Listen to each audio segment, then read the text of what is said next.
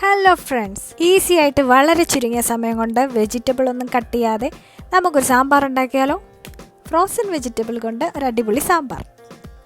ഒരു കുക്കറിലേക്ക് frozen vegetables, പരിപ്പ്, ഗ്രീൻ ചില്ലീസ്, വെണ്ടയ്ക്ക ഇതെല്ലാം ഫ്രോസൺ ആണ്. പരിപ്പ് ഫ്രോസൺ അല്ല. പിന്നെ സവോള ഇതെല്ലാം ഇടുക, ഉപ്പിടുക, ആവശ്യത്തിന് മഞ്ഞൾപ്പൊടി ഇടുക, വെള്ളം ഒഴിക്കുക.